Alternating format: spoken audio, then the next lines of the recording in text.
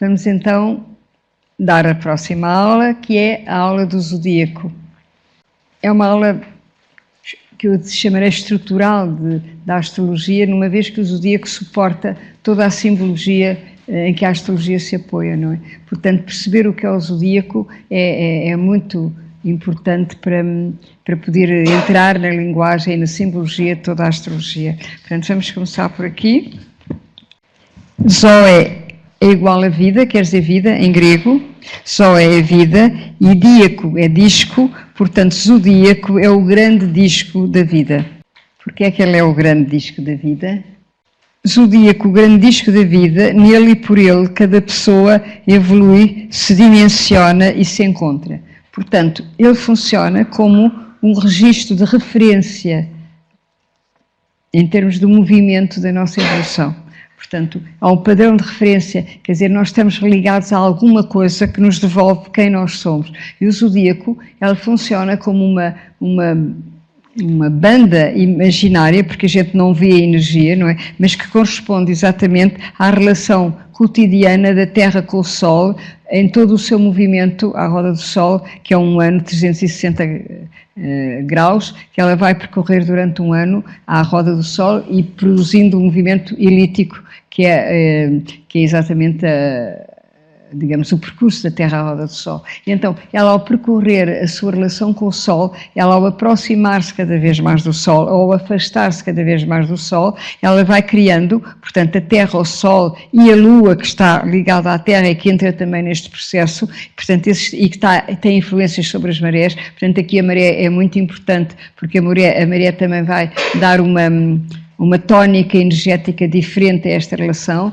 Portanto, a Lua, a Terra e o Sol e as marés vão alterando a maneira como a Terra recebe todos os dias a luz do Sol, não é? Portanto, e então essa mudança de registro energético tem uma determinada qualidade, e essa qualidade são 30 graus que produzem essa qualidade, chama-se um signo, não é? Um signo é um determinado elemento, uma determinada qualidade que registra essa banda imaginária, porque não se vê, mas que é uma banda realmente energética existente, que é a relação energética da vibração da aura da Terra com a vibração da luz do Sol. Ela existe à roda da Terra.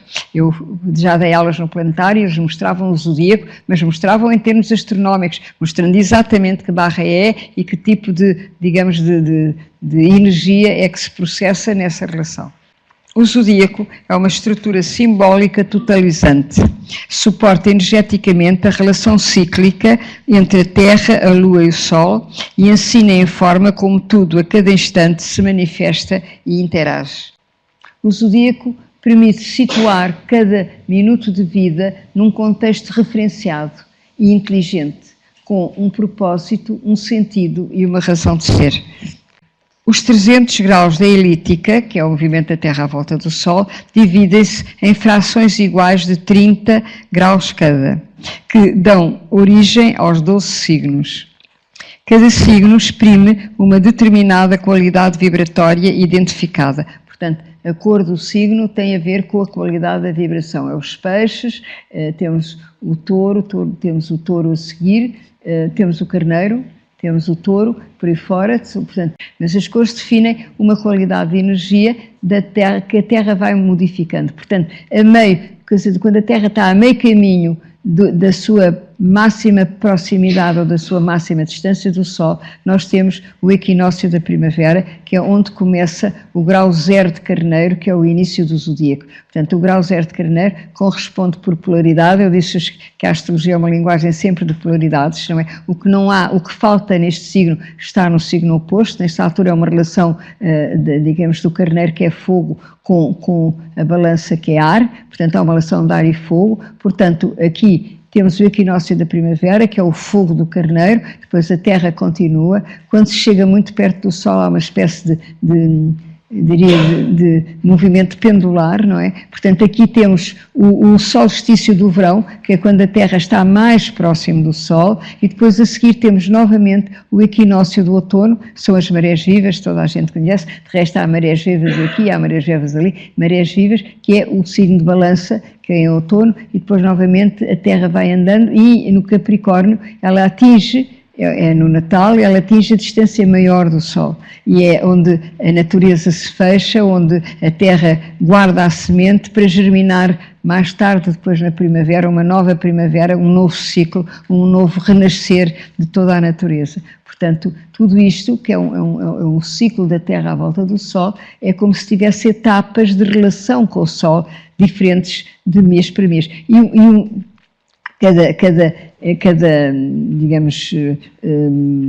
Cada signo tem 30 graus, portanto, se somarem os graus, temos tais 360 graus, 30 graus idênticos. Agora, porquê é que eles são idênticos?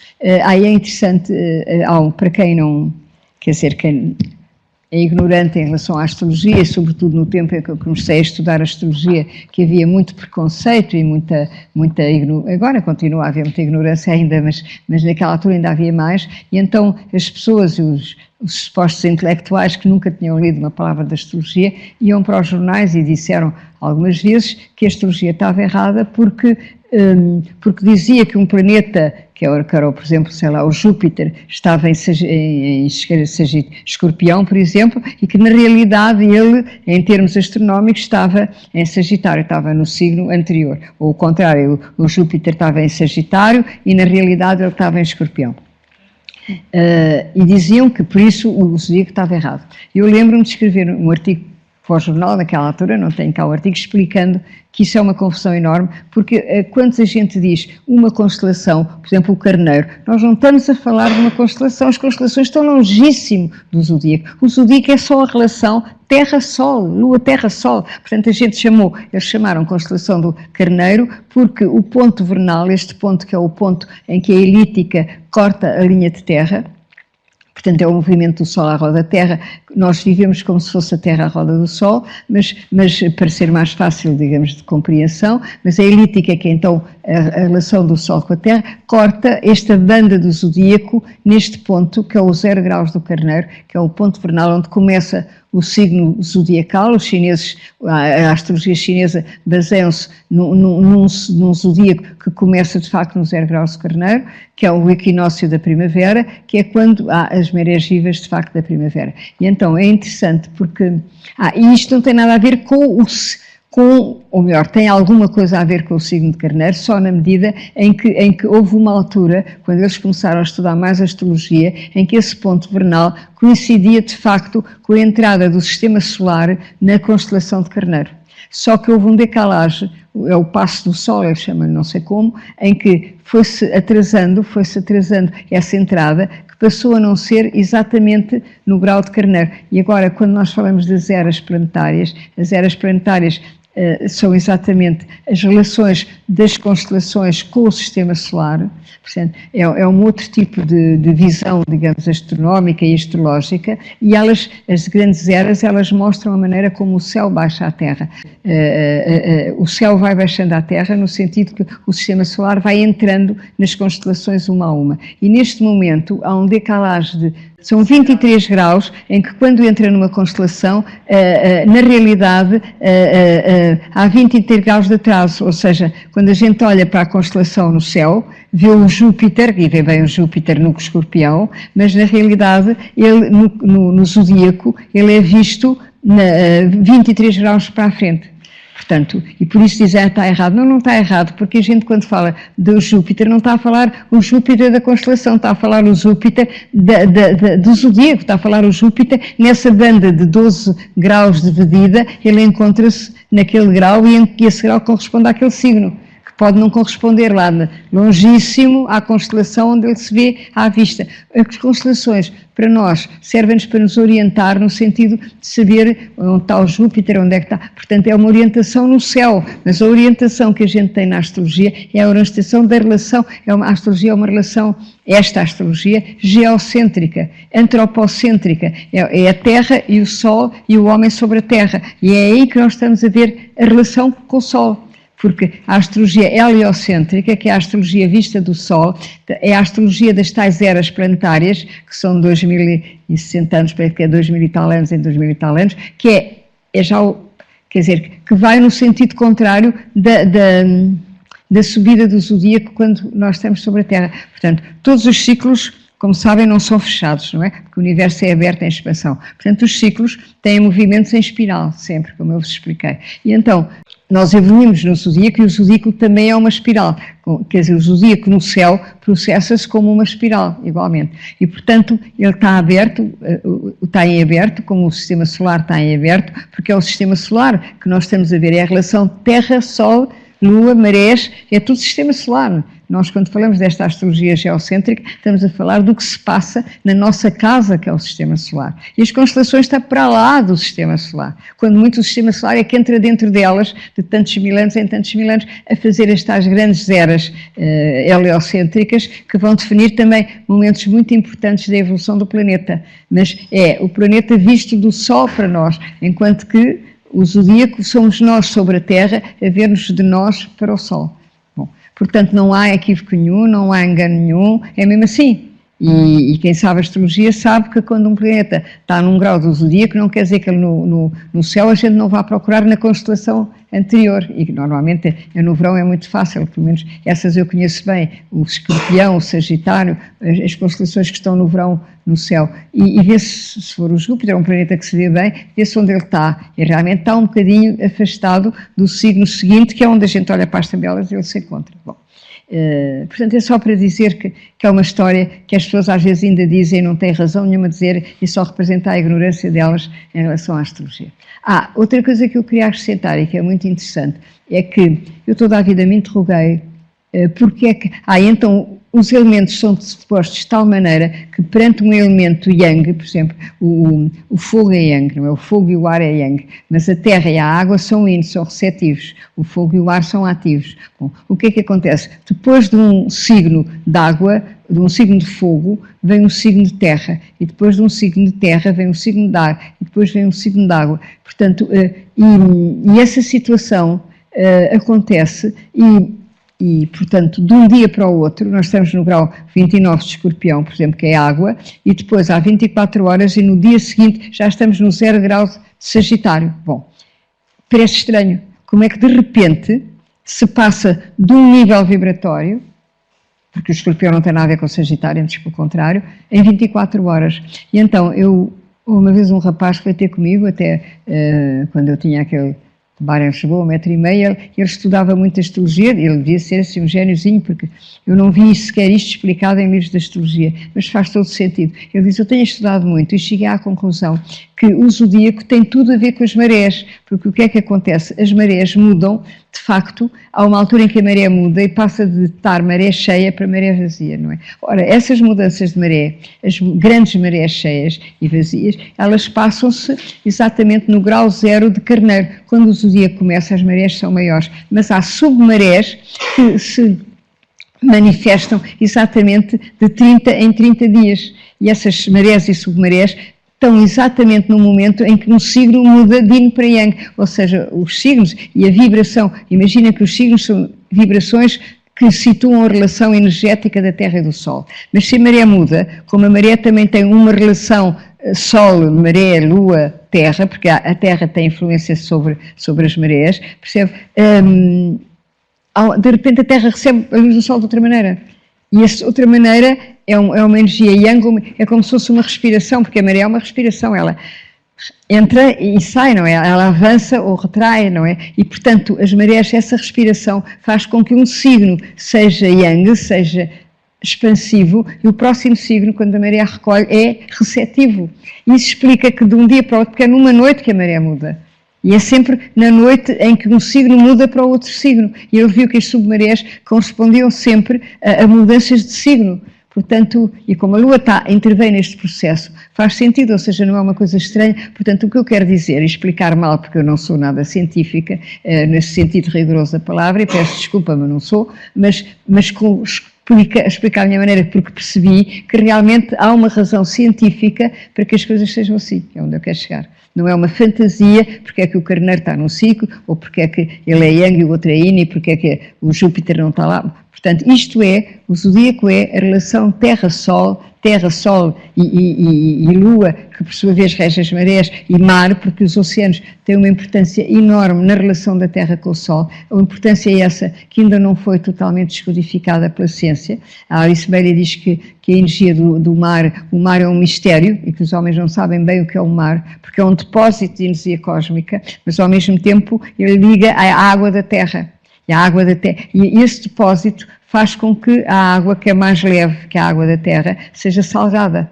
E o sal, na alquimia, era exatamente o elemento que podia transformar duas relações energéticas, duas qualidades energéticas. Portanto, o que faz o mar ser um depósito de energia cósmica é o sal.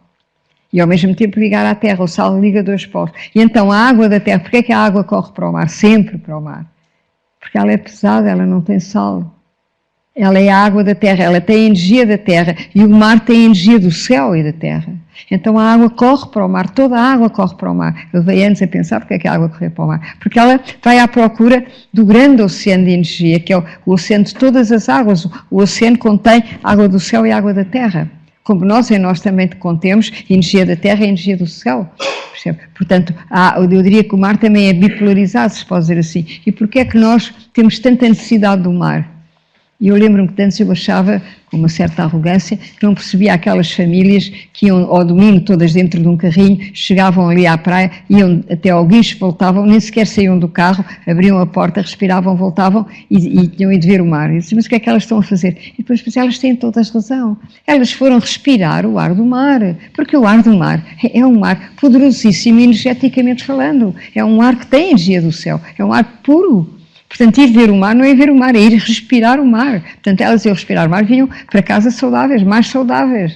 Isto faz todo o sentido. Eu uma vez dei uma conferência também assim no Povo Duas, eu já não sei, não foi num sítio de pescadores em que havia um pescador muito ligado às marés e tudo, e foi muito engraçado, ele concordou com tudo o que eu estava a dizer, ainda disse mais coisas sobre as marés e a lua e tudo, foi muito engraçado, percebe? E é assim, portanto, nós temos a presença do mar que vai qualificar a qualidade da relação da Terra com o Sol.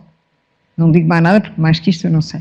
Mas, portanto, é realmente uma permanente ligação, não é? E, portanto, aqui o mar é muito mais intenso nos equinócios, porque é o meio ponto entre a Terra e o Sol, a metade, não é? E é mais intenso nos solstícios, porque exatamente está muito perto, e são marés menos vivas, obviamente, de signo para signo, que não têm exatamente esta mudança tão radical. Cada signo exprime uma determinada qualidade vibratória identificada com aquele momento de relação entre a Terra e o Sol. Por isso é que eu, quando nasce numa altura em que nasce num determinado signo, quer dizer que a Terra estava a receber do Sol aquela qualidade vibratória do signo em que eu nasci. O zodíaco é a roda solar da Terra. Revela dia a dia uma nova qualidade do ser. Porque, por sua vez, cada signo tem 30 graus, que estão divididos em decanatos, que é como se chama, de 10 graus. O primeiro decanato é de 0 a 10, o outro de 10 a 20, o outro de 20 a 30, que também correspondem a níveis vibratórios. Ou seja, o primeiro decanato é o decanato em que a energia do signo pode ser vivida de maneira mais tosca, mais imediata. É quando a pessoa descobre aquela energia do signo. Se a gente tem planetas no princípio, os planetas estão a descobrir o signo. Os planetas do meio do signo são planetas que estão a gerir a energia do signo com a Terra. São as tais 3 etapas que eu vos disse simbólicas. E o terceiro decanato já é a energia mais alta do signo, que é a energia espiritual que o signo introduz. É a dimensão espiritual do signo. Portanto, os signos têm 3 etapas, mais próximo da Terra, mais próximo daquele período intermédio entre a Terra e o céu e mais próximo do céu. Portanto, por isso é que os graus, eu costumo dizer que a gente evolui de grau em grau, não é? O Sol anda 1 grau por ano no zodíaco. Ele vai subindo a escada do zodíaco. E o zodíaco. Por isso é que a palavra degrau eu acho que tem a ver com o zodíaco, porque é de grau em grau que nós vamos vivendo a nossa ascensão. E o Sol simboliza a nossa consciência, que todos os anos avança mais 1 grau no zodíaco, não é? Portanto, vai subindo nessa dimensão energética, quer dizer, vai recebendo a Terra cada vez melhor. É por isso que é muito importante o dia dos nossos anos. As pessoas, não quer fazer anos, mas há pessoas assim que têm tendências a ser um bocadinho bizarras e serem originais, que não interessa o dia dos anos. Se calhar o que interessa tanto que até que não querem que interesse, porque têm medo de serem muito egocêntricos. Mas enfim, interessa muito, porque o dia dos anos começa um novo ciclo do Sol. É quando o Sol chega ao mesmo grau em que estava quando eu nasci, a propor mais uma volta na espiral, mais uma volta no zodíaco, a propor uma nova oportunidade daquele Sol ganhar mais consciência, ganhar mais entendimento de si e da vida. Portanto, vai abrir uma etapa de mais 360 dias em que nos dão a oportunidade da minha consciência subir um degrau no zodíaco. Sempre, ou seja, é irreversível. Eu posso não aprender aquilo que o céu programou que eu naquele ano ia aprender, mas a oportunidade de aprender está lá. Está a aprender a conhecer-me, a conhecer a minha identidade, a saber quem sou, a saber porque é que nasci neste mundo, por aí fora. Prisma da luz do Sol, portanto é um prisma, ela reflete a luz do Sol. O zodíaco identifica-se com a elíptica, agora aqui é que vocês veem bem, portanto, temos a elíptica, que é no fundo o Sol à roda da Terra, não é? Que corta aqui no ponto vernal, que é onde começa o zodíaco, o carneiro, temos a Terra, temos o Sol ali. Portanto, identifica-se com a elíptica, que define o movimento da Terra na sua relação com o Sol.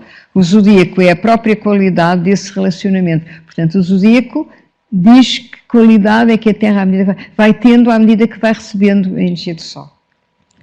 E se a gente nascer naquele mês em que o Sol está naquele signo, vamos receber aquela... É através dessa qualidade que nós vamos filtrar o mundo e filtrar a vida, vai ser a nossa consciência. Eu costumo dizer, por graça, uma imagem um bocado tosca, mas é como para nós dizer eu sou deste signo, é como se eu tivesse nascido com óculos de uma determinada lente. Eu olho para o mundo e vejo azul, eu olho para o mundo e vejo amarelo e vejo vermelho. Ou seja, eu filtro a consciência que tenho de mim e da vida através daquela vibração que é o signo em que eu nasci.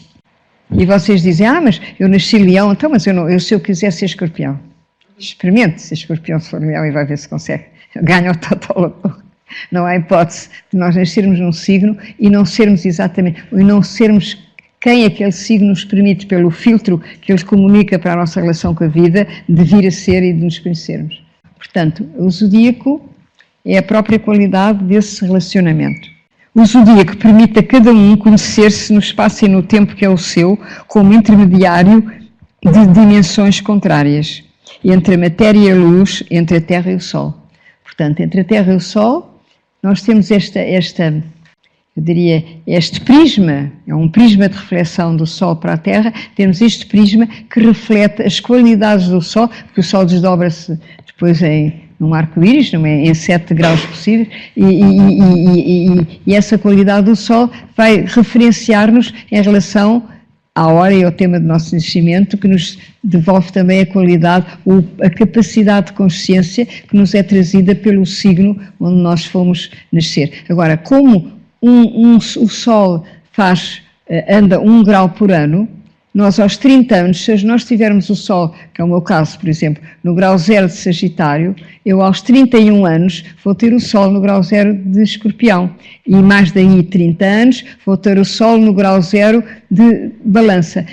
Mas o que é que isto quer dizer? É que durante um tempo de vida eu tenho possibilidade de ascender nos signos do zodíaco a minha consciência 3 signos seguidos. Pelo menos 3, se eu viver até aos 30 ou 90 anos, o meu Sol percorreu 3 signos.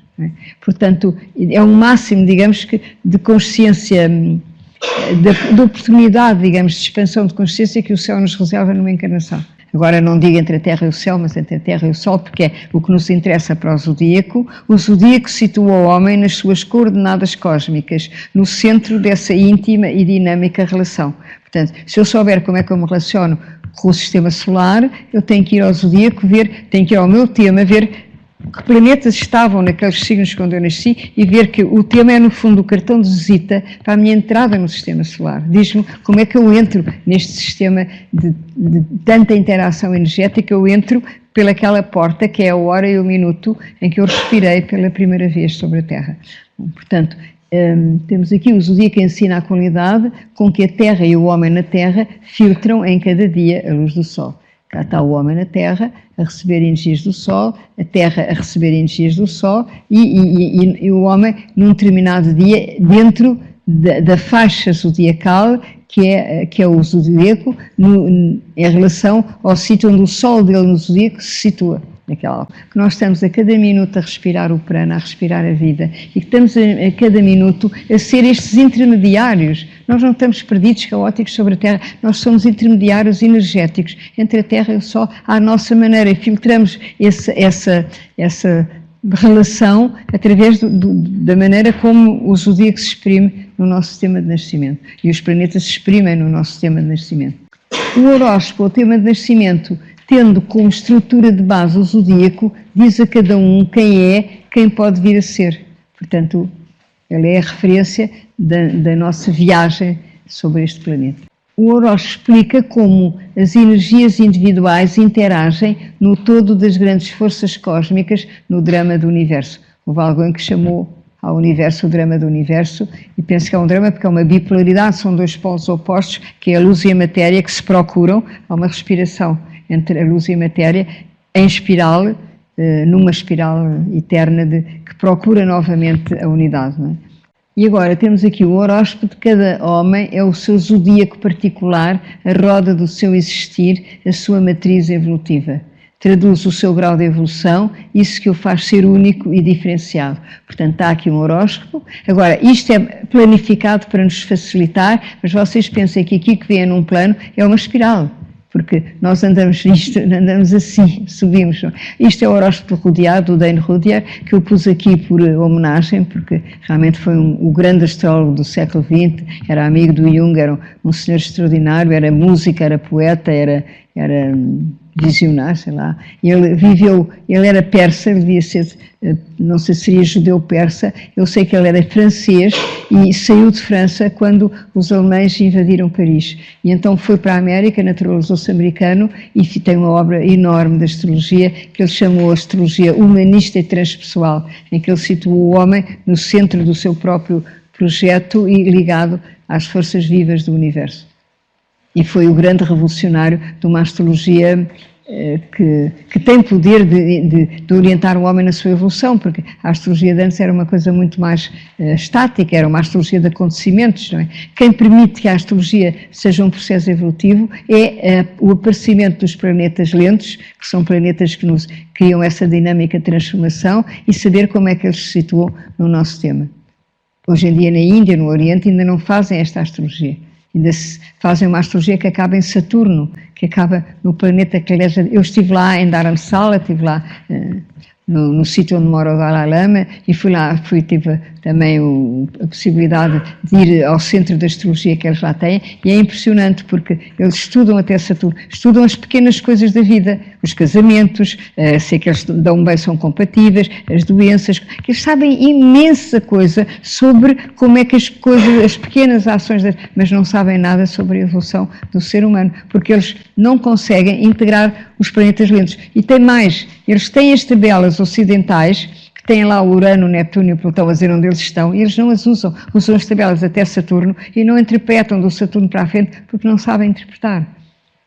E, portanto, fazem uma astrologia muito evoluída, mas totalmente limitada em relação ao salto que o Rudhyar, e não só o Rudhyar, alguns antes dele, mas ele é que deu este grande salto para a dimensão transpessoal da astrologia e para esta consciência de como ela nos pode levar a níveis de evolução incomparavelmente superiores até àquele onde nascemos.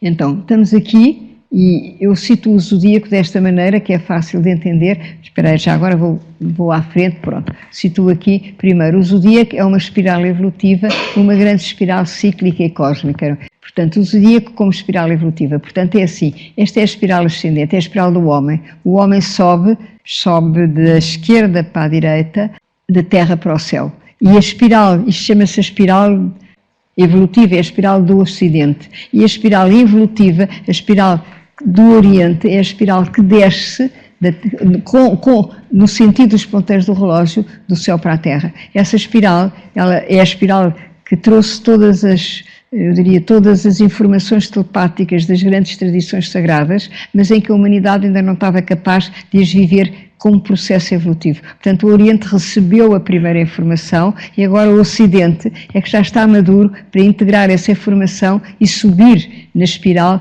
com essa vitalização ou revitalização das tradições sagradas orientais. Portanto, são duas espirais, a espiral que sobe e a espiral que desce. Então, esta espiral que sobe, temos o carneiro, temos o touro, temos os gêmeos e temos a água, que é o câncer. São as 4 primeiras etapas. Temos 3 etapas evolutivas. E depois, a água é onde tudo nasce, onde tudo se transforma. Essa água, que é o primeiro signo de câncer, vai transformar o ensinamento acumulado nestas 3 etapas e passamos para a etapa mais evoluída. A segunda etapa temos o câncer, temos o leão, temos a virgem, está aqui, a virgem, a balança e o escorpião. Portanto, e depois a terceira etapa, que é a última etapa do zodíaco, a mais evoluída espiritualmente, nós temos o Sagitário, temos o Capricórnio, temos o Aquário, temos os Peixes e depois esta espiral segue para lá da matéria, eu costumo chamar, e volta novamente ao zodíaco, mas é um zodíaco que eu chamo de transcendência, e eu chamo este fogo que vem, já não é o fogo da terra, que vem depois dos peixes, eu chamo as línguas de fogo do Espírito Santo. Foi uma manifestação divina que baixou um fogo, não é deste mundo, obviamente. Portanto, será, na melhor das hipóteses, eu não estou a afirmar, mas faz sentido que seja o segundo zodíaco que começa ali com o carneiro, outra vez, mas num fogo que já não é o que tem que ser vivido sobre a Terra. Portanto, isto é a espiral. Agora, eu disse-vos no dia do símbolo que a espiral é um símbolo universal de expansão e retração de 2 polos frente a um eixo vertical imutável. Portanto, é uma respiração. A espiral é uma respiração. E o universo é todo ele uma respiração cósmica. E o nosso coração bate ao ritmo cósmico do universo. Nós estamos síncronos com o bater do universo, com a respiração do universo. E a respiração é que faz essa espiral expandir e retrair. Não é? Bom, é muito bonito estas coisas percebidas assim. O zodíaco suporta no tempo e no espaço a sequência da relação vibratória entre a Terra, o micro e o macrocosmos, a Terra e o sistema solar, o homem e o planeta onde se encontra. Portanto, o homem e o planeta onde se encontra, que é o microcosmos, entra em relação com o macrocosmos através desta estrada, é uma estrada energética no espaço, não é? Em que nós vamos subindo e isso corresponde a níveis de consciência atingidos. Portanto, temos os 3 primeiros signos, onde ainda não há vida, mas vocês dizem, mas eles estão no nosso zodíaco. Estão no zodíaco porque vocês já nasceram no câncer. A humanidade nasce em câncer e morre em Capricórnio. Nos outros signos, ela vai ganhar a consciência da energia, mas são signos onde a humanidade não nasceu aqui, porque tudo nasce na água, não é? E a água do zodíaco é câncer. Portanto, até lá nós podemos identificar o carneiro com a explosão primordial, identificar o touro com a explosão arrefecida e identificar os gêmeos com o entendimento que nós temos, o ar que põe em contacto todas as coisas. Portanto, eu diria que são os elementos puros a manifestarem-se depois de uma expansão. O que não significa que eles no nosso tema não tenham também uma simbologia que nós vamos identificar, mas o processo evolutivo passa-se de facto a partir da água onde estão os sentimentos. A água é sentir, não é? A água é o sentir e a alma é quem a nós sente. Portanto, para haver vida e haver alma tem que haver água, tem que haver energia de câncer. Há um senhor esotérico que dos anos 20, que agora não me lembro bem como é que ele se chama, que ele explicava que antes da vida existir sobre a Terra estava desconectada da dimensão espiritual do universo. Ou seja, a vida na água é que veio trazer exatamente a reconexão da Terra com toda a dimensão mais evoluída dos planetas do universo. Portanto, temos o câncer, depois temos o leão, que vem a seguir ao câncer. Portanto, temos terra, fogo, terra, ar. Depois temos a água. É a primeira água, que é a água uterina, a água do nascimento. Depois temos fogo, terra, ar, outra vez, que é o leão, a virgem e a balança, que é o nível racional, que é o nível do meio, é o nível onde se passam todas as manifestações. Isto é o nível das origens, não é o passado. Isto é o presente, isto é o futuro, para onde a gente vai. Este é o grande símbolo da ascensão que eu vos falei no outro dia. Portanto, e depois temos então o escorpião, portanto, temos o leão, eu vou explicar o que é que cada um é, agora a seguir. Temos o leão, a virgem e a balança. Porquê é que eu dividi assim o zodíaco? Porque é muito mais fácil de perceber. Porque se vocês fossem perceber o zodíaco a estudar 12 signos, um a um, cada um, é uma maçada, vocês não fixavam como é que era. Vocês têm que estudar em grupos de elementos, não é? Os 3 carneiros, no fundo, estes 3 signos têm qualquer coisa em comum fortíssimo é que serem do mesmo elemento, são fogo, o fogo do carneiro. Só que o fogo do carneiro é um fogo de iniciativa primário, o fogo do leão é um fogo de ego, de procura de identidade, e o fogo de Sagitário é um fogo de procura de espiritualidade. Portanto, são dimensões completamente diferentes, mais evoluídas, do mesmo fogo. E aí não é preciso estudar cada signo como se fossem separados, porque são grupos de signos, que são grupos de fogo, grupos de terra. Portanto, na terra temos o touro, depois temos a virgem, depois temos o capricórnio, são os 3 signos de terra que têm em comum ser terra. Portanto, todas as pessoas que nasceram na terra são práticas, são organizadas, são preocupadas com o que se passa fora delas, querem resolver problemas concretos. Porquê? Porque a terra é assim, não é? Quem nasce, por exemplo, em ar, a energia mental, são pessoas preocupadas em perceber, em conhecer, em pensar, em realizarem.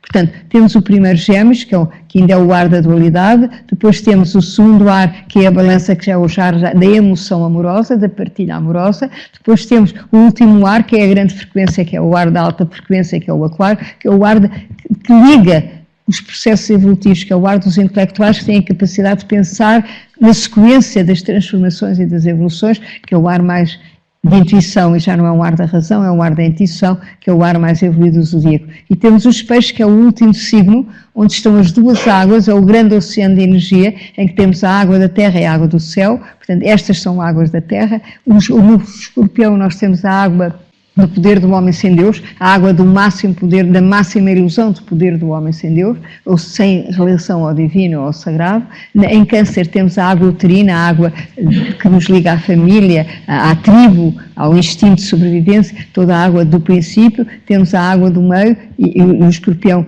tem a ilusão de que se ele lutar e fizer e se afirmar que ele vai ganhar, ou seja, ele não acredita que não é poderoso, não acredita que não pode controlar. O escorpião é o signo da ilusão do controle. Eu controlo tudo e eu venço se eu controlar, ou se eu ganhar, ou se eu lutar eu ganho. Não é assim. Se eu lutar eu ganho, se o céu quiser que ganhe, se não quiser ele tropeça numa pedra, vai parar não sei onde e não ganha coisa nenhuma. A gente não tem poder nenhum, com a vida a gente percebe isso. O poder está no céu e temos o poder que o céu nos dá, e quanto mais próximo da verdade da vida nós estivermos, mais poderosos somos. Mas não é porque o poder é nosso, é porque estamos a caminhar para perceber a vida na ordem que ela tem, na ligação rigorosa que ela tem a tudo o que acontece, portanto, e nas leis que ela ensina. Portanto, e temos o terceiro nível, que é o transpessoal ou o intuitivo. Portanto, este é o racional, este é o elementar, portanto é o nível cá em baixo. É engraçado, nas igrejas eles tinham sempre um poço à água subterrânea para indicar,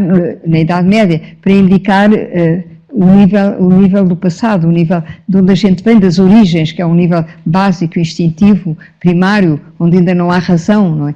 São memórias elementares e instintivas que nós ainda temos. Isto é este nível. Depois temos o nível da razão, que a gente conquista pela razão, a capacidade de descodificar e perceber o mundo e ir criando, quer dizer, situações mais favoráveis até para as pessoas nascerem. O Capricórnio é o signo, que é a terceira terra, em que os homens já criam instituições, já criam padrões de referência, já criam formas de comunicação para facilitar as relações entre os homens. Portanto, a terra também vai evoluindo, não é? A primeira terra é o touro, que é a terra para mim o touro é a terra do amor à encarnação. A gente tem que aceitar estar encarnado neste mundo. As pessoas julgam que gostam muito de estar vivas, não, elas gostam, se a vida lhes der isto e der aquilo e der aquilo. Se não gostam, acham-se injustiçadas, acham que têm o direito de viver todos os seus desejos e por simplesmente não percebem que eu diria que é o presente máximo. O que nós temos que agradecer todos os dias é a possibilidade de estar encarnado. Por estar encarnado é poder evoluir, é poder morrer muito mais expansivo e muito mais sábio, e muito mais conhecedor e muito mais amoroso e muito mais livre do que éramos se não tivéssemos nascido. E só sobre a Terra é que se pode fazer. É só na dualidade e na confrontação com a dualidade e no saber, digamos, trabalhar-nos para vencer os medos que nos habitam. Quando é que vêm os medos? Deste nível, do nível elementar que ainda está dentro de nós, do nível de sobrevivência que ainda está dentro de nós. O que é que interessa? Transcender a sobrevivência e entrar no plano da vida, onde já não há medo, só há energia de coração, só há energia de amor, só há energia de alma. Onde há medo não há amor, não é?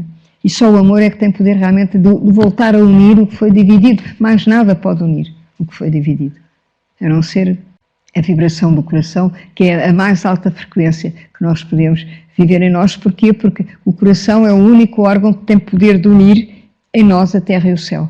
unir o nosso triângulo instintivo básico, unir o nosso triângulo inteligente e criativo de uma forma vertical, estarmos entre a Terra e o céu, conscientes da nossa missão de transformar a energia instintiva em energia inteligente e ligar a Terra ao céu.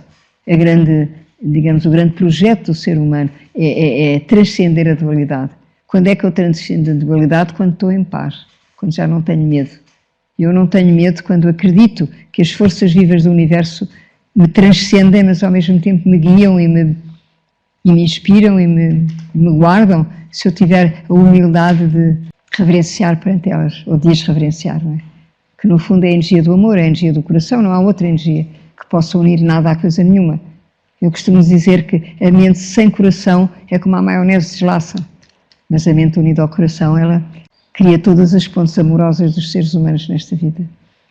Portanto, e isso nós temos que aprender. Portanto, temos que sair do nível elementar, entramos no nível racional e temos que transcender este nível, entrar num nível transpessoal que nos liga exatamente ao amor, à liberdade e à vida maior. E esses 3 signos do fim são os signos que têm esse poder de nos ligar a essa vida maior. Agora vocês dizem, mas então aquelas pessoas são mais evoluídas que nós. Não entrem nesse filme, porque não é por aí. Nós temos 10 planetas em interação. Nós podemos voltar a um signo 3 vezes, nós podemos estar num signo evoluído no primeiro grau, no primeiro decanato, mais atrasado, ou estarmos num signo atrasado, no último decanato, no mais evoluído. Isto já vai logo mudar todas as coisas, porque as relações da astrologia são milhares de relações que vão interagir e transformar. Portanto, eu sou um todo, eu não sou aquele Sol de Aquário só, eu sou o Sol em Aquário, mas imagina que eu tenho, o Mercúrio não está muito perto do Sol, mas que eu tenho o Júpiter em Touro completamente dissonante.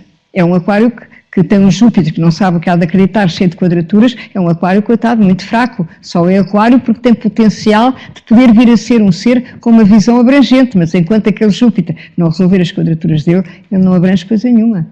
Porque os valores dependem da intuição do Júpiter. O Júpiter está bombardeado. Portanto, isto para explicar que nós não podemos comparar signos e dizer, este signo é mais evoluído, então eu sou mais evoluído. Não podemos. Podemos, quando muito, ver há horóscopos que mostram que há pessoas que já nascem com muito mais conhecimento que outras, mas também a vida lhes pede muito mais, não é? Porque andamos aqui há muitas vidas a subir neste zodíaco até chegar àquilo que os orientais chamam o estado de iluminação, ou seja, a plena consciência de tudo o que podemos ganhar como experiência sobre a Terra. Portanto, o zodíaco, no fundo, ele tem que ser visto neste plano da ascensão que se na realidade e no espaço se manifesta como uma imensa espiral com estas 3 etapas. A astrologia, eu digo sempre, não é uma coisa em que a gente tem que acreditar, como se acredita ali no santinho do lado. A astrologia é uma coisa que tem que ser vivida, tem que ser experimentada. Quer dizer, eu vou a um bom astrólogo que me diz o meu caminho e depois eu vou testar nas horas ou nos dias quando há trânsitos positivos, se aquilo é mesmo assim e aquilo dá-te sempre certo. Portanto, quando tu percebes que isto realmente é rigoroso e não é nenhuma brincadeira, nenhuma fantasia da cabeça de um pseudo-iluminado, tu percebes que realmente há uma ordem. E nós temos que tentar percebê-la o melhor possível para nos integrarmos nela e para podermos ser minimamente felizes e generosos e viver o melhor possível sobre este mundo tão doloroso, tão cada vez mais violento. Porquê cada vez mais violento? Porquê cada vez mais desorientado? Porque as pessoas perderam estes ensinamentos, perderam as grandes tradições sagradas, perderam a ordem do universo, perderam a capacidade de perceber que nós temos em nós uma dimensão que nos transcende a nós próprios, mas que pode ser nossa, se a gente souber entrar nela da maneira certa, da maneira mais humilde e mais inteligente. Voltamos aqui aos elementos. Estes elementos, eu peço sempre desculpa porque isto tudo está trocado, isto é uma imagem medieval que eu acho muito bonita sobre os elementos, mas a ordem dos elementos está toda errada, porque deveria começar o fogo, que é o carneiro, depois a terra, depois o ar e depois a água, e na realidade não está assim, quer dizer, está o fogo, está a terra, está o fogo e a terra, vai lá ainda tão bem, mas depois está a água, que não é a água que está aqui, devia ser o ar, e o ar daquele lado. Mas é bonito, é só para dizer que na Idade Média eles já sabiam os elementos e já os qualificavam. Portanto, o zodíaco define-se pelos 4 elementos, o ar e a água, e a terra e o fogo. A luz do Sol, ao ser filtrada, pela Terra, materializa-se dessa maneira. Portanto, materializa-se pelo filtro do elemento do signo onde o Sol se encontra. O zodíaco nos 4 elementos são a expressão de uma interação qualitativa entre a Terra e o Sol. Os elementos são encarados não como princípios básicos materiais, mas como manifestações da essência inteligente do universo. Então vamos agora à trilogia. Então vou-vos agora passar os signos por elementos, por trilogias, ou seja, os 3 signos de fogo, depois os 3 signos de terra, os 3 signos de ar, os 3 signos de água. E aí vocês percebem como ele tem que se dividir nestas etapas.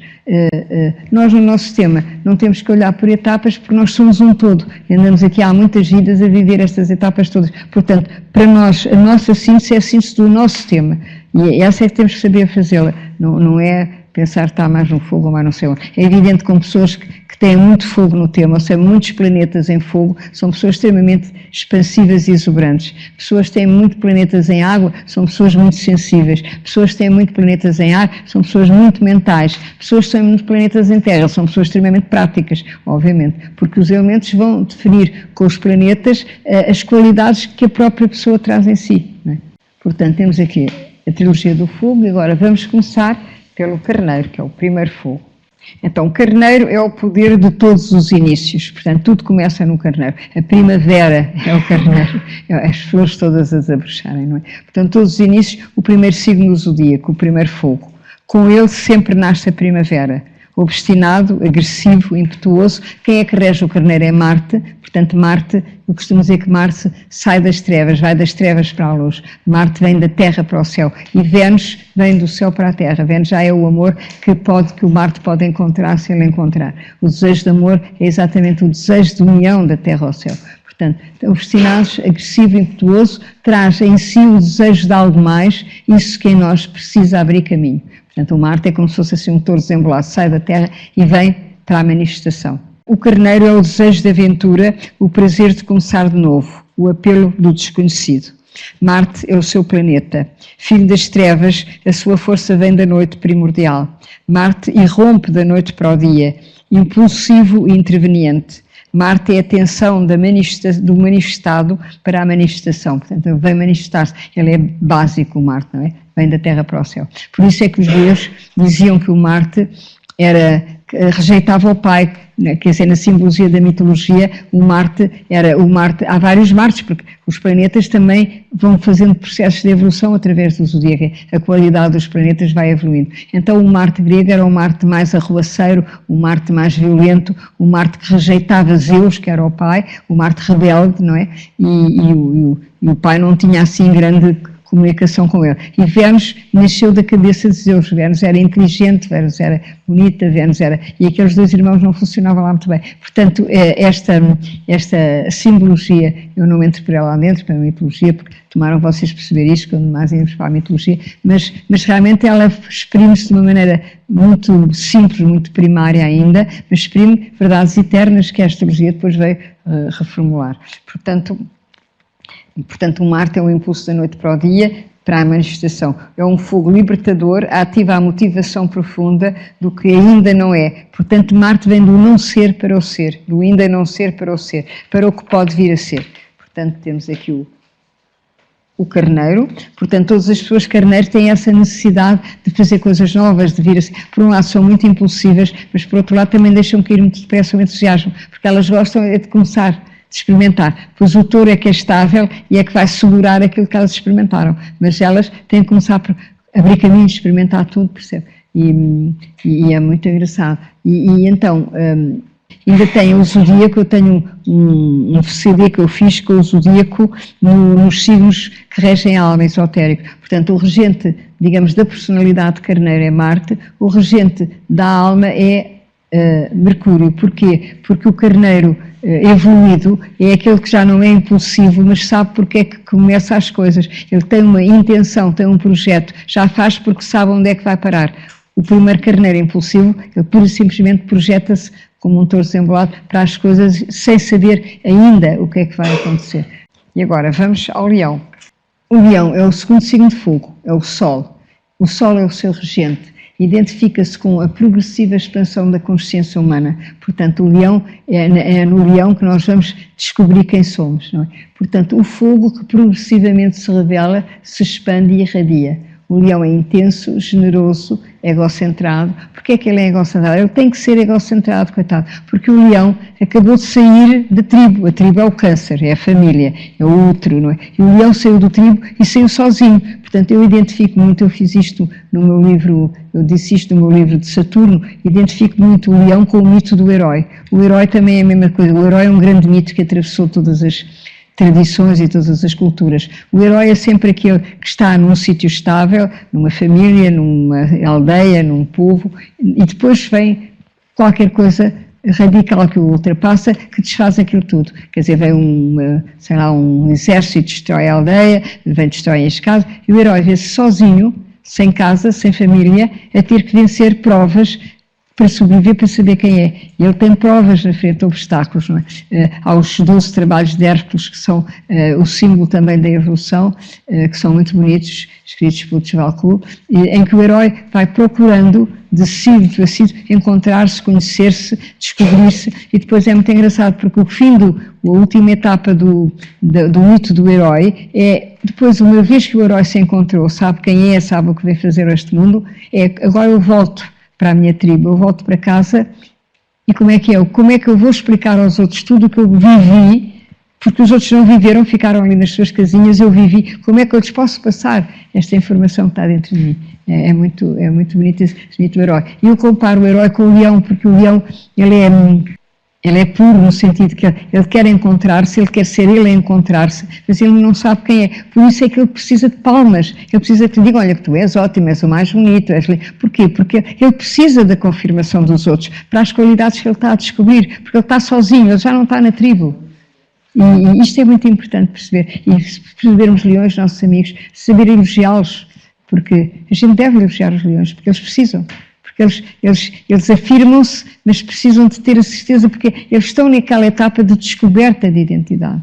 Ou seja, todos nós temos uma energia de leão no nosso sistema, todos nós temos uma etapa em que passamos por ali, todos nós tivemos lá planetas, temos alguma coisa disto.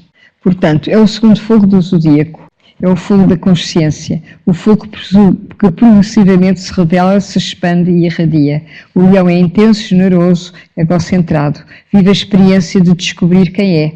Digamos que o leão são todas as pessoas também que fazem processos de individuação, de que fala o Jung, não é? O processo de individuação é o processo da pessoa que se procura a si própria sozinha até encontrar a resposta que lhe dá, digamos, a satisfação de saber quem é o que está a fazer neste mundo. Portanto, valoriza os aplausos que lhe asseguram a qualidade e as capacidades que vai descobrindo em si. Numa primeira fase, enquanto não se conhece, até saber quem é, o leão não tem como expandir a força do seu potencial, é inseguro. A sua identidade ainda é mal definida, afirma-se por insatisfação. Tem tendência a mandar, a dizer, eu posso, quero e mando. O leão manda, para quê? Para se sentir seguro, não é? Projeta prepotentemente, muitos dos grandes ditadores eram leões, não é? Eram leões porque estavam ali a testar o seu poder sobre os outros. Portanto, impondo aos outros a sua personalidade, este leão, o Alan Elkin diz uma coisa muito bonita sobre os leões, diz que é o leão com sombra e o leão sem sombra. O leão com sombra é o leão inseguro, que não sabe quem é e precisa que o elogiem, precisa que lhe digam que ela é o máximo, não é? E o leão sem sombra é o leão que se encontrou, que encontrou o potencial amoroso dentro de si, que irradia a energia do coração, que está ali para ajudar os outros, para salvar, para ajudar, que já não precisa de saber quem é, porque encontrou o melhor de si próprio. Esse leão não tem sombra, não olha para trás, não precisa que o elogiem, não é? Portanto, são leões já muito evoluídos.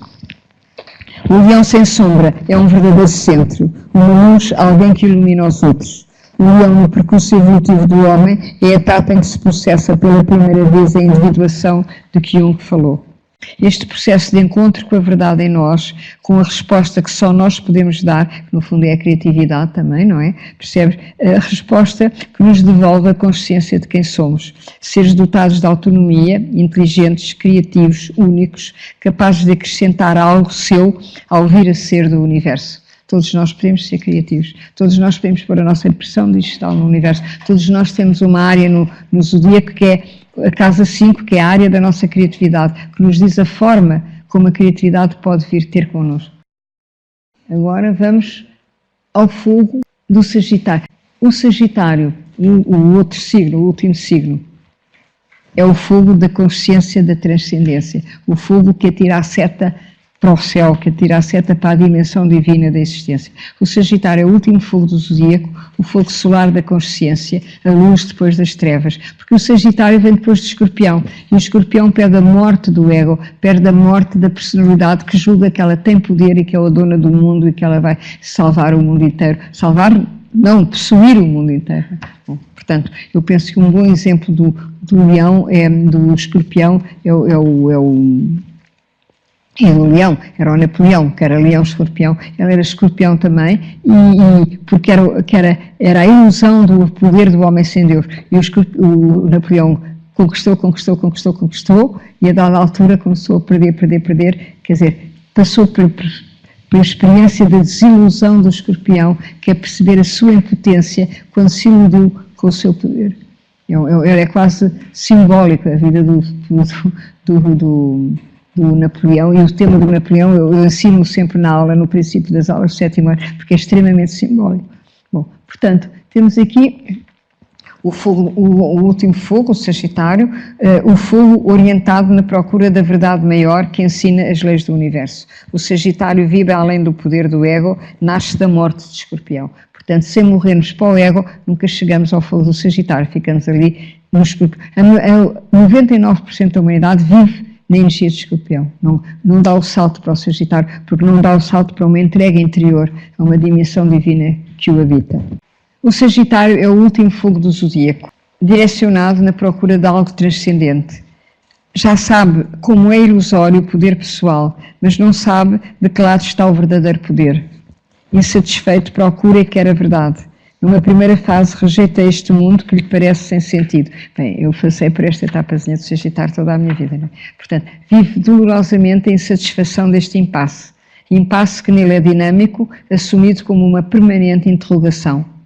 Até ao dia em que a informação lhe é revelada, quando finalmente encontra a tradição, ou as tradições, se quiserem, porque todas as tradições têm um pouco desse fio dourado da verdade, revelada, que o irá ensinar. Ensinar é guiar até poder intuir a ordem subjacente à desordem aparente. Aí o Sagitário religa-se à terra e ao céu, torna-se o arco-íris, um ponto luminoso entre duas dimensões.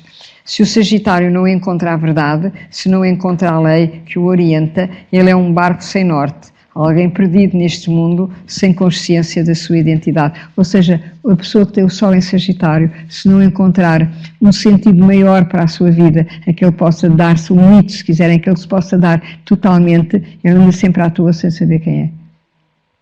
Enquanto que um carneiro julga quem é, se fizer as maiores aventuras, não precisa nada disso, é um outro fogo, mais básico, mais primitivo. Portanto, Júpiter é o seu planeta, Júpiter intui as grandes leis universais.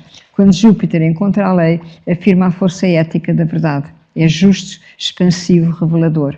E irradia a luz doirada do amor-sabedoria. O Sagitário, quando identificado com as leis eternas que governam a intenção inteligente do mundo, vibra num fogo maior. Todos os mestres, eu diria que todos os mestres espirituais deste mundo, que foram verdadeiros mestres de coração aberto, vibravam no fogo do Sagitário. Portanto, a emoção que vulgarmente se chama fé, a emoção do fogo chama-se fé. A fé que move montanhas, move pela qualidade dos valores que ensina, valores eternos e imutáveis, presentes em todas as mutações. E vocês perguntam-me o que é o fanatismo. O fanatismo é a fé sem coração.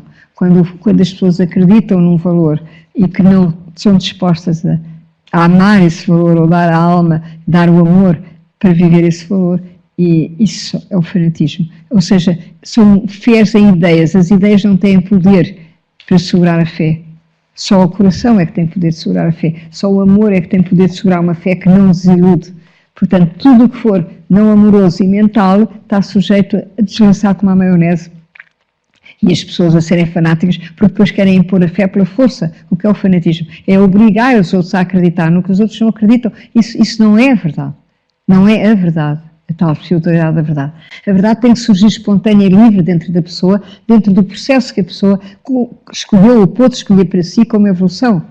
É procurar a lei, o Sagitário procura a ordem, procura a lei. E os taoístas têm uma frase lindíssima que é encontrar a lei e ser livre. Ou seja, se nós encontrarmos a ordem universal, nós procuramos a liberdade e nunca a encontramos. Porquê? Porque só há liberdade exatamente na consciência do amor vivido como consciência amorosa, como lei. O amor é uma lei de união. Ou eu amo e uno, ou não amo e não tenho frequência para poder unir.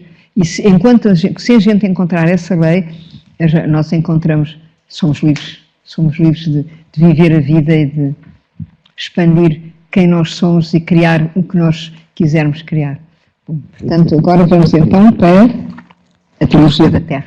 Então temos aqui o Touro, a Virgem e o Capricórnio, que são as três últimas. Portanto, a Terra básica, a Terra do amor à matéria, do amor, a Terra, a Vênus rege o Touro. A Terra é o amor ao planeta, no fundo, que nos fez nascer. É a aceitação da encarnação, é aceitar, perceber que, embora a vida seja dividida, é importante estarmos cá, não é? É importante fazermos qualquer coisa para melhorar esta vida e melhorar a vida dos outros. Portanto, o Touro é a pacificação com a encarnação, é o sentir-me estável neste mundo. Uma parte das pessoas vive completamente instável neste mundo, o stress é a total instabilidade neste mundo.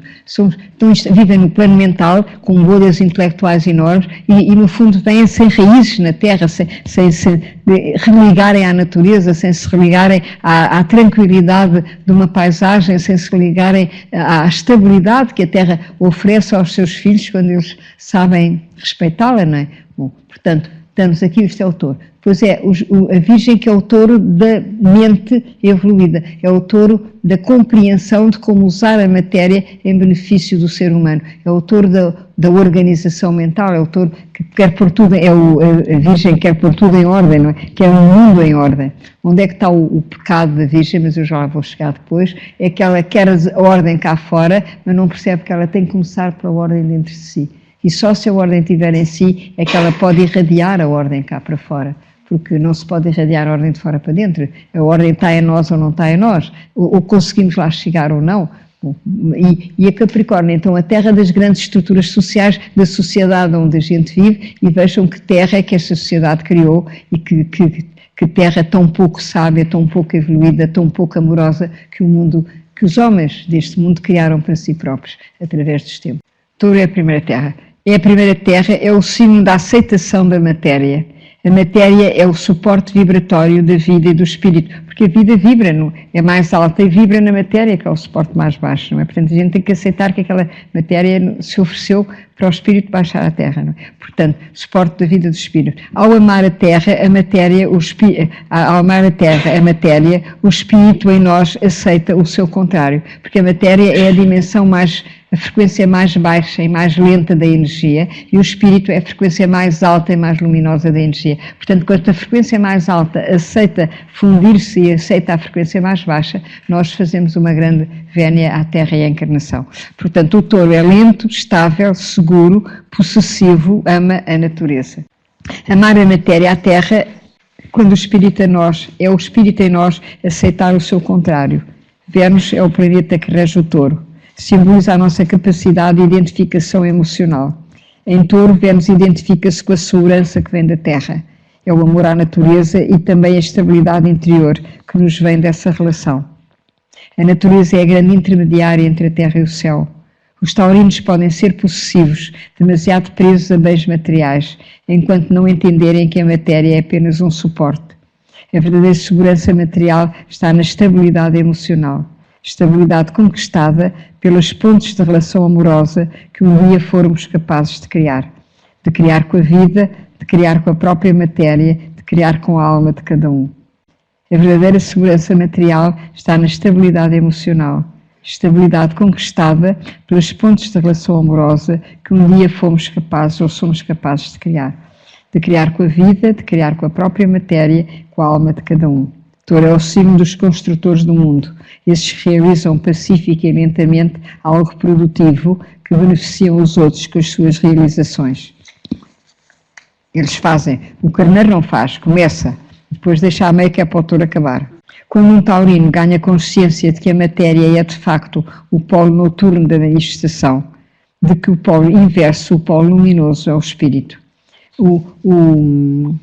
O Jung tinha muitos planetas em Touro, ele não era Touro, e então quando passeava lá à beira do lago onde ele vivia, trazia as pedras, punha as pedras na secretária e dizia, tinha a secretária cheia de pedras, e dizia que as pedras lhe faziam lembrar por polaridade oposta o céu.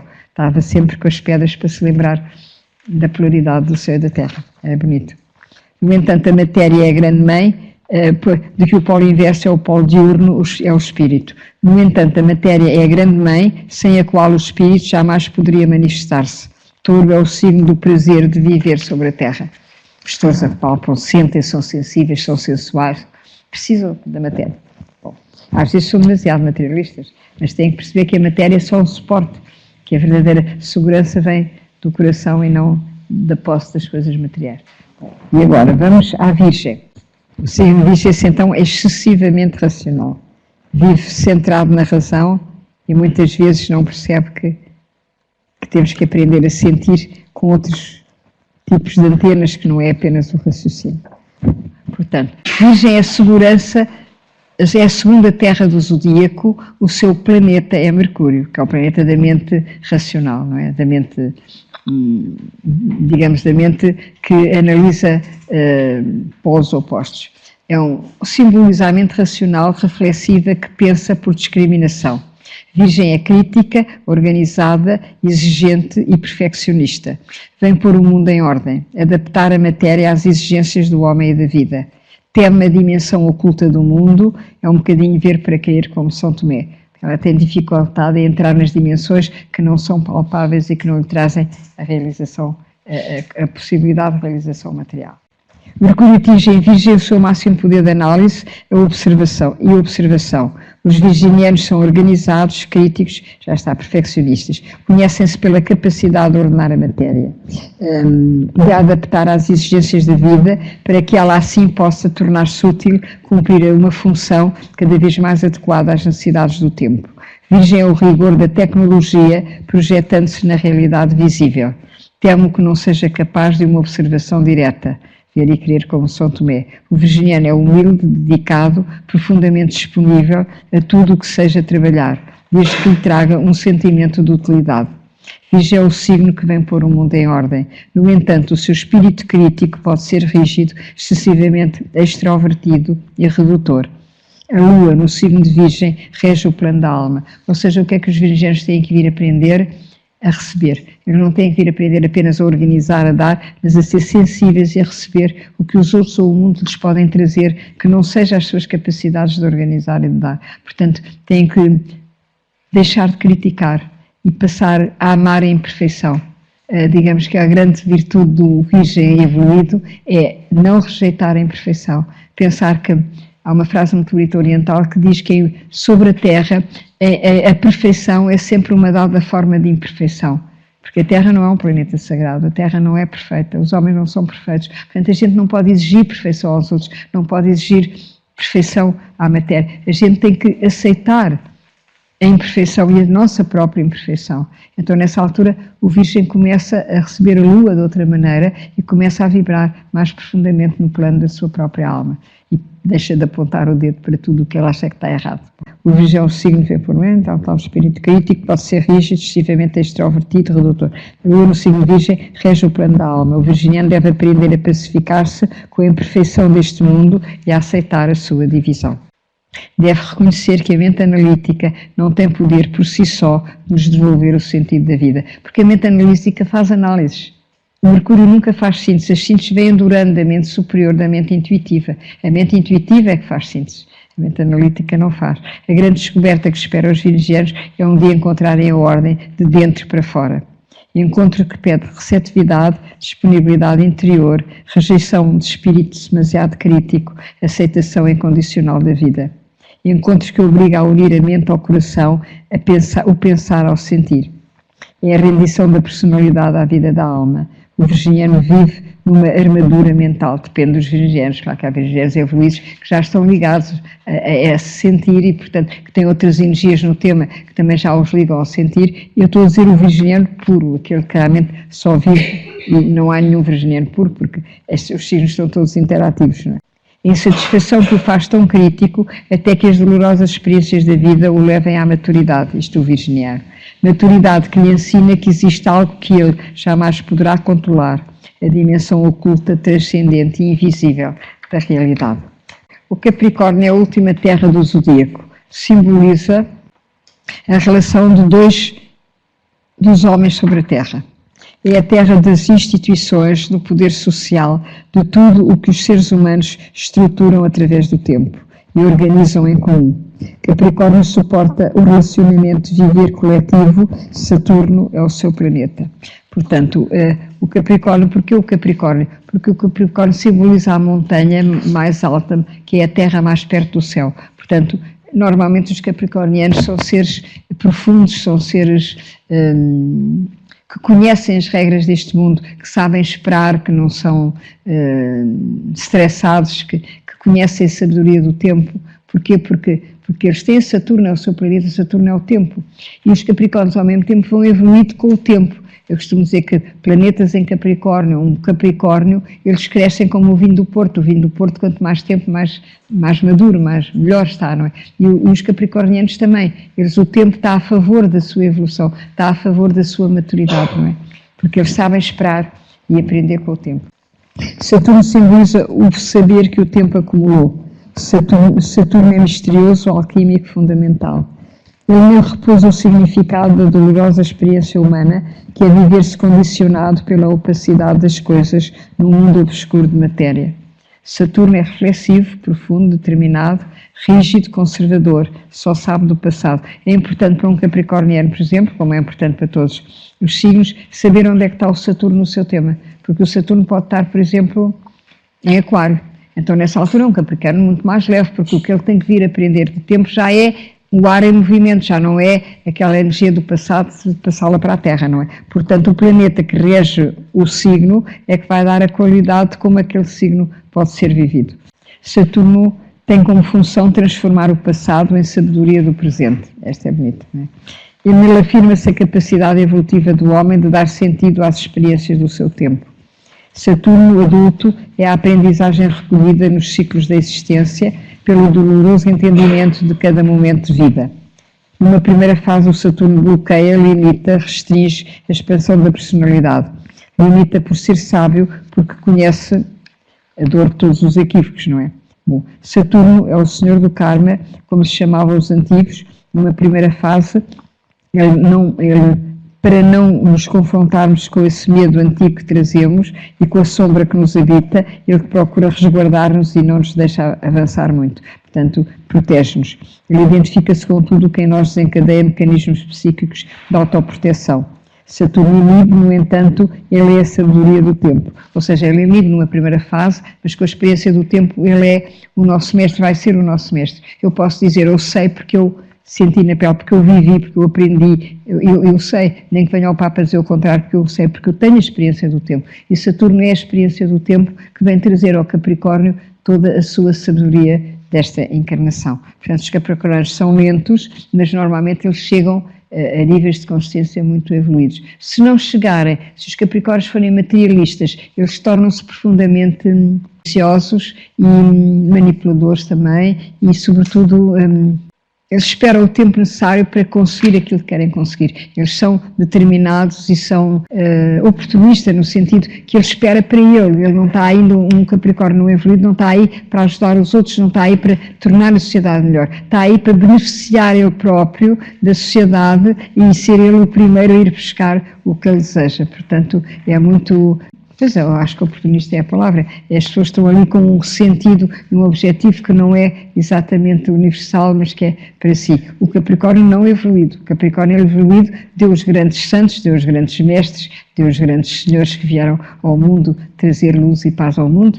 Foram quase todos Capricórnios, que Cristo era Capricórnio, Jesus Cristo. Portanto, é o alto da montanha, é já a iluminação, é já estar na última terra do zodíaco, na última aprendizagem, que é renascer depois do escorpião para uma consciência que não basta estar no mundo, é também preciso trazer o céu à terra. E o Capricórnio evoluído é aquele que procura no alto da montanha trazer o céu à terra.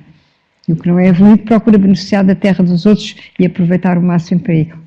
Mas isso não é a sua essência. A essência do capricorniano é trazer o céu à terra, é ganhar experiência, sabedoria, conhecimento para ajudar os outros homens a ir ao encontro da sabedoria que ele conquistou. São os grandes ensinadores, os grandes mestres sobre a terra, são normalmente. Porquê? Porque são mais austeros. O Capricórnio já não quer prazeres fáceis, já não é fútil, já não gasta muito dinheiro em fatos ou em divertimentos. O Capricórnio é já muito despido, despojado daqueles prazeres materiais, não é? O que lhe dá muita força para conseguir aquilo que ele quer. Isso pode ser para o bem ou para o mal, ou para ser um grande mestre espiritual, ou para ser alguém que também profundamente beneficia para si, para aquilo que ele quer, daquilo que os outros fazem. Portanto, o Capricórnio tem essas... É o Saturno, digamos, não evoluído, ainda com medo, o Saturno que já é capaz de levar a pessoa onde ela tem que chegar. Pronto, então temos só vou dar 2 imagens, que já é as imagens da semana que vem, que é no fundo o triângulo do ar, que é Gêmeos, Balança e Aquário, o que é que estes ares são, e depois o triângulo da água, não é? Que é Câncer, Escorpião e Peixe. Portanto, para a semana vamos então aprofundar estes 3 últimos signos e muito obrigada por estarem aqui. Muito obrigada.